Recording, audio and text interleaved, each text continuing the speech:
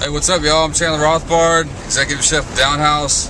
Just another day out sourcing local products. Today, we're headed over to Pola Cheese right here in Bel Air, 12 miles from the restaurant. Here we are. See y'all over there. Pola Cheese is pulled up. Let's see what's going on up in here.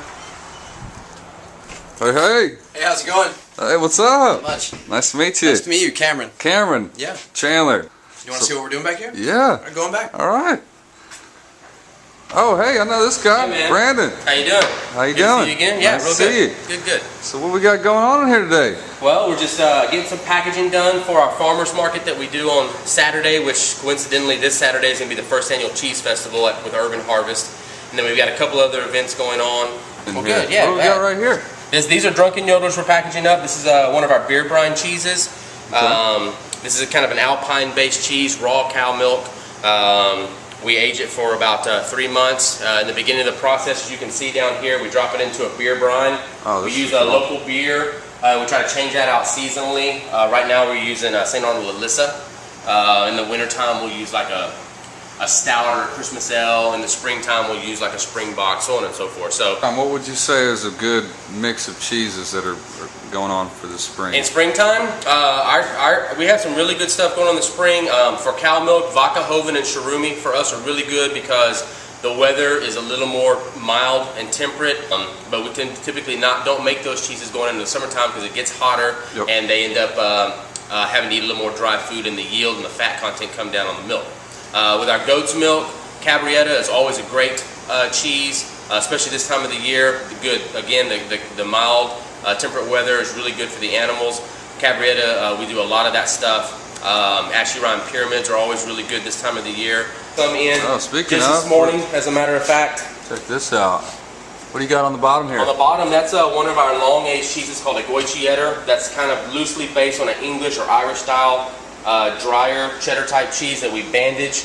The color on that is from pork fat and gochujang, which is a Korean pepper paste, and then we bandage it with cheesecloth and wrap it again. And really? that goes for usually a minimum of 12 months. It's about 12 to 15 month cheese. Really? So then this is the pyramid right here? These are pyramids right here. These little guys right here are moldy goats, which is another great goat cheese that we're doing right now. This time of the year you can feel and smell this thing.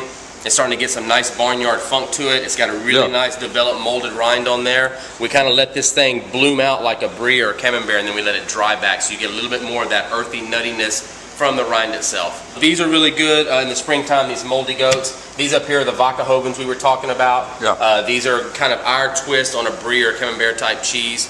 Slightly different, but along those lines, if it had to be compared to something, that would be what it would be similar to.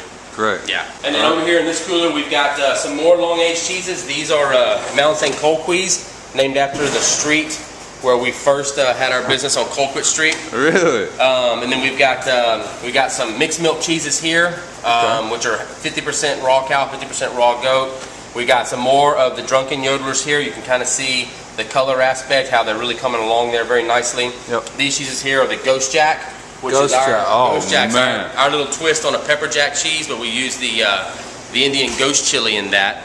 Well, we're talking about putting that on the on our menu, maybe one of our omelets. Ghost chili. Yeah. And if you guys need to find where to get this, we got a good source for these in San Antonio. So all right, local. Those are great. Local again, yeah. We get all of our cow milk from one farm, one breed of animal in Moulton, Texas, called 4E Dairy. Okay. We get all of our goat milk from one farm, one breed of animal from Fairwoods Farms in Waller, Texas.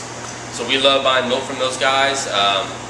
It's a good relationship with them, and we're able to help sustain them. They in turn sustain us. We get cheese out to restaurants and let people do great things with it out there. Yep. And it just kind of keeps being cyclical. Great. Well, you're 12 miles from our restaurant, so best believe you'll be seeing this cheese at Downhouse. Excellent. Brandon, thanks a lot. Yeah, thank you. We'll touch base, and we'll look forward to tasting all these new cheeses. All right, man, I appreciate it. Thanks a lot. Thank you. All righty.